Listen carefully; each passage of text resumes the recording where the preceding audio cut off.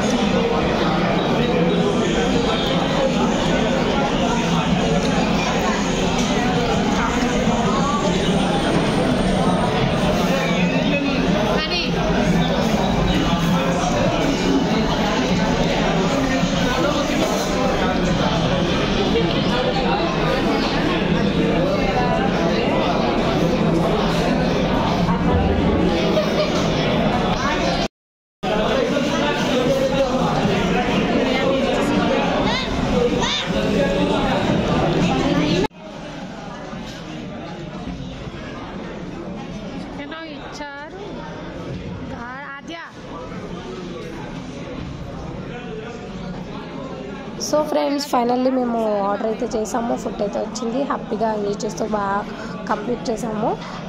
Chicken biryani అయితే చాలా వరకు బాగా టేస్టీగా అయితే ఉంది. అండ్ చికెన్ లాలీపాప్స్ కూడా చాలా బాగున్నాయి. ఏంటంటే ఇక్కడ ఫుడ్ ఐటమ్స్ మనం లేట్ చేసినా సరే టేస్ట్ వల్ల మనం లేట్ అనేది మర్చిపోయాము. అంత ఎంజాయ్ చేసాము. చాలా బాగుంది.